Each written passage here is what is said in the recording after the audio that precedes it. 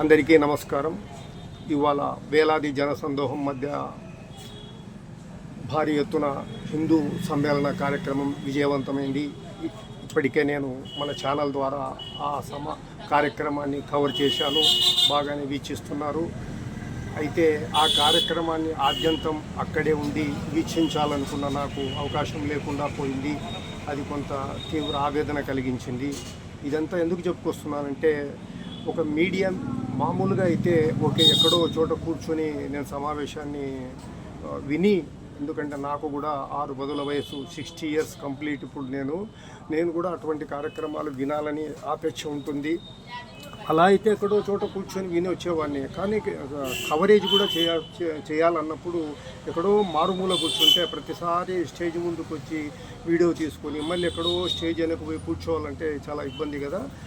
జనరల్గా మాకు పాత్రికేయులకు ఏం చేస్తారంటే, ఏ కార్యక్రమమైనా అది సీఎం ప్రోగ్రామ్ లాంటి భారీ కార్యక్రమాలకైనా ఖచ్చితంగా విభాగాలు ఏర్పాటు చేసినప్పుడు స్టేజీకి దగ్గరగా పాత్రికేయులకంటూ ఒక వింగ్, ఒక 10-15 సీట్లు ఏర్పాటు చేసి అక్కడ ప్రెస్ అని రాసి పెడతారు. అక్కడ ఆ కుర్చీలో ఇంకెవరు కూర్చోరు.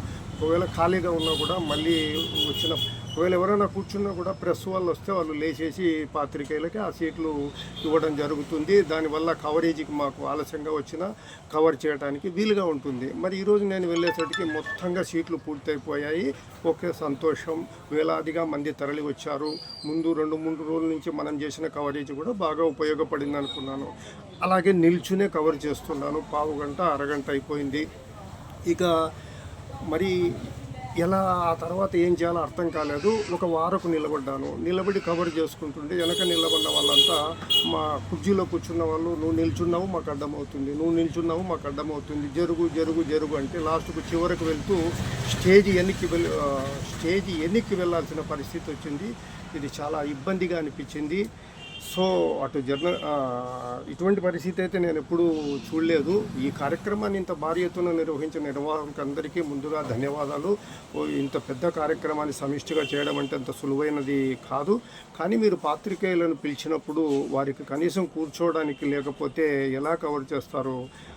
అంత గంటలు నిల్చొని అంటే అక్కడికి నన్ను పక్కకు ఇది ఈసారి వేరే కార్యక్రమాలైనా ఇటువంటిది జరగకుండా ఎవరైనా జాగ్రత్త పడతారన్న కోణంలో నేను ఇంకా వెంటనే ఒక 3 నిమిషాల వీడియో తీసుకొని ఇంకా వచ్చేసాను.